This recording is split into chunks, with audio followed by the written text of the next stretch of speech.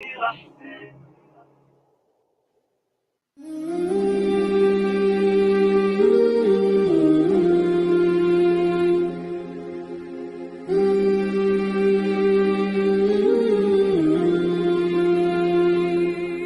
وراها الخيمة، من وراها الخيمة بدي العالم بالدور وتجيبتني. طلع شو صار فينا، شو بدنا نحكي؟ شو بدنا نحكي؟ أنا من هيك ما ضل شيء. والله العظيم غير هذا اللي التوبة علي ما في. والله العظيم غير هذا التوبة علي يا اخوتي بدي خزن بالي. أنا والزلمة. أنا مريضة ضغط وسكري. والله إنه ضميرهم بيعونوا لنا ولهالجيران. احنا عايشينهم مثل الجيران كلياتنا. انا حبي زوج حبيب. لا جيب انا من ابونا شو بدنا نسوي غيري؟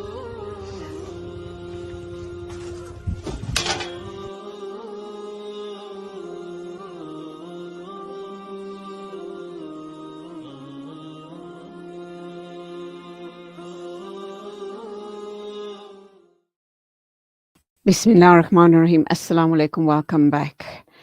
That was a clip of the Yasmin camp fire. And oh my goodness me, what else can I say after viewing that? Absolute disaster and devastation. Allah subhanahu wa ta'ala knows why He tests us in the way He does. Allah make it easy for one and all.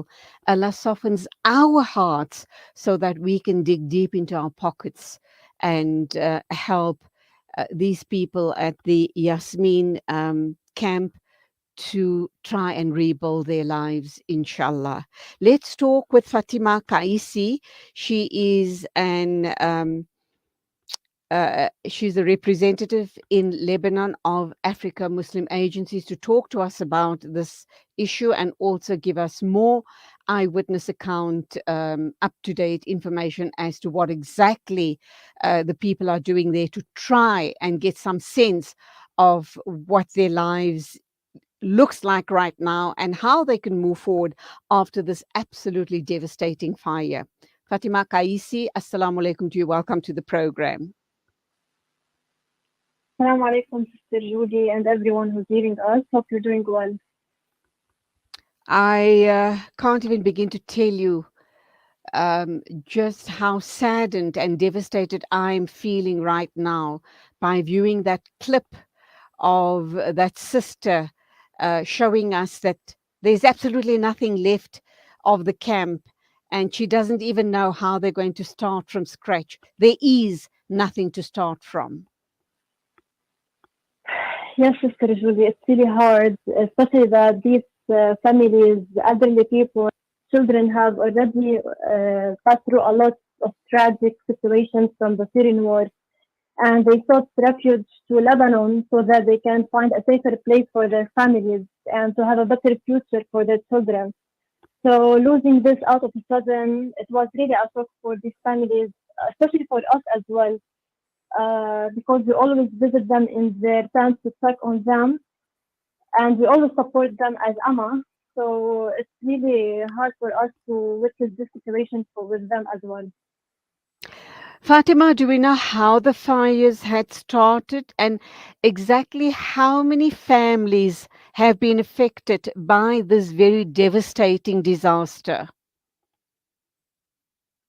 Yes, they were saying that maybe it was an electric wire incident, and because the heat is around 40 to 45 degrees in the camp, so maybe this might affect them as well. And around 170 families were affected by this fire.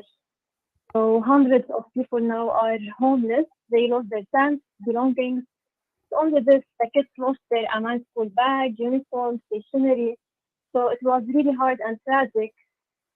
We were on the ground and we saw the horror and fear in their eyes. Even the people whose tents were still there, they were mentally and psychologically affected from what they saw. Do we know if there were any fatalities and were there any people that have suffered a burn and other injuries? Are they being attended to? What does that medical situation look like inside and outside of the camp? Alhamdulillah, no one like died from this fire, but maybe one or two kids got injured because of they were sleeping and the tent fell over them. However, like most of the people in the camp take like medicines and have chronic diseases. So all of these medicines got burned and they have nothing left and they can't afford getting it again. So this is the medical situation that in the camp currently. Where are these people being housed currently? They were in the Yasmin camp. They are refugees from Syria and they find themselves once again in the same situation because their camp has burnt down. What is their current situation like? Where and how are they being sheltered and helped through this very, very difficult time in their lives once again for the second time around? For the meantime, the families are staying with their neighbors, and their neighbors already have their own families, and the tent is barely like fitting them. However, because the same refugees have passed through a lot, so they show solidarity with each other, and so they are staying currently with their neighbors until we rehabilitate again the camp. And this is the main need currently to rebuild the camp, to rebuild these shelters for these families, to restore their dignity again.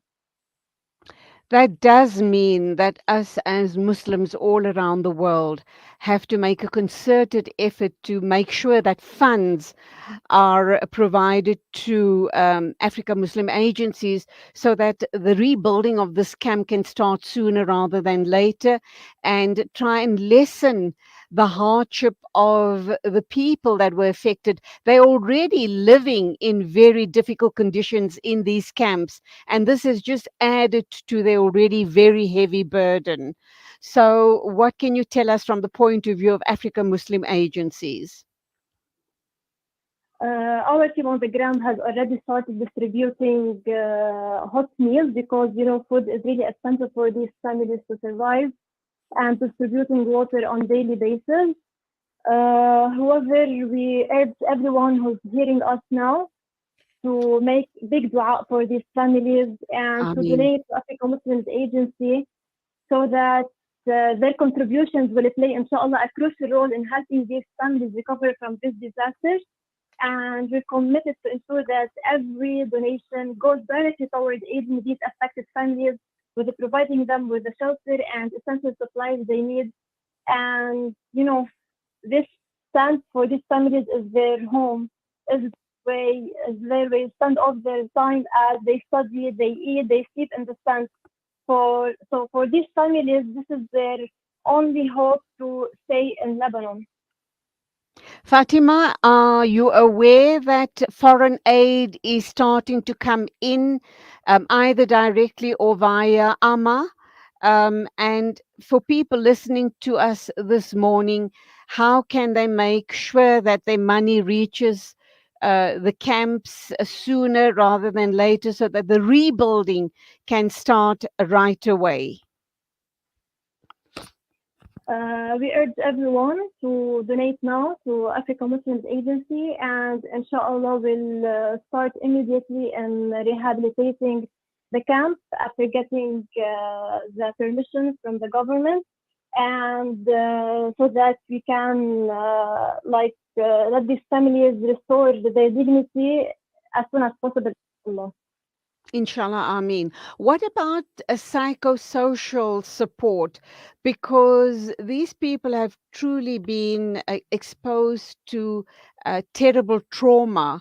Are we finding doctors, psychologists coming in to attend to these people, to give them counseling and just to help them get over this very difficult time in their lives? Yes, Sister Julie, our teams are at the camp on daily basis, checking on these families.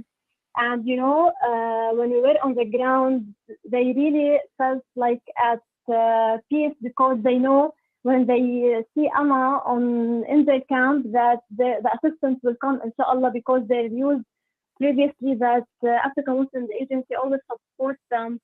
And hearing from us that the in South Africa are always making dua for them and are with them really makes their hearts at ease. And they put all their dua that Allah will respond to their dua, and inshallah they will pass through this tragic period as well. Inshallah, Ameen. May Allah subhanahu wa ta'ala accept all du'as for people wanting to make the much needed donations for the rebuilding of these people's lives at the Yasmin camp. And we know that you're not only active at the Yasmin camp, you are there now with, putting all of your effort in here because of the disastrous fire that has affected over 100 families. We also know that African Muslim Agencies is active in all disaster and needed areas in the Middle East and beyond, including here in our own backyards in South Africa. How do we, in fact, make the much needed monies, the donations to African Muslim agencies? So they can donate on our link, African Muslim Agency.go. On our link, inshallah, and also all their donations will be collected and implemented in the camp, inshallah. Inshallah, and we do understand that you can go to the Africa Muslims website. It is africamuslimsagency.coza. Zakah, Sadaqah, and Lila will be accepted, inshallah. Please dig deep into your hearts and pockets and make this available. May Allah subhanahu wa ta'ala accept all of your efforts. Fatima Kaisi and your team, the Amma team on the ground at Lebanon. In Lebanon at the Yasmin camp and all around the world in disaster and needy areas that Amma is always very, very involved in. Allah accept all du'as, Allah keep you safe, and inshallah, the much needed funds will be coming through shortly in their droves so that you can give back the dignity to these people who have lost absolutely everything. Allah accept all efforts, inshallah. Shukran for talking with us this morning, and salamu alaikum to you. Assalamu alaikum, Sister Julie, and inshallah together we can make a significant impact and help these families rebuild their lives, inshallah. Ameen, Ameen, Thumma Ameen. It is exactly 8:54. News and views on Salam Media. We'll be going for an ad break now and thereafter joined by our news correspondent. That, of course, is Zaid Jadwat. He'll be bringing us the 9 o'clock news bulletin. And don't forget, after that, you can still keep us company here for the next hour. We also welcome to the station in the second hour our valued listeners and viewers from Polokwane on One Nation FM. And just a quick reminder, the second hour, you'll be hearing Anika Duplessis, journalist at Voice of the Cape, in our Women in Media series. You'll also be hearing from Tahira Saluji, the Ashraful Aid Marketing Coordinator. She's going to be talking about collecting dignity packs for 2,000 girls facing financial constraints here in Gauteng. And we'll be talking with Rashida Fredericks. She is a parent to the SA Judo champ Nakiba Fredericks regarding being prevented from receiving a medal on the podium for refusing to remove her hijab. All of that coming up in the second hour of News and Views on Salam Media.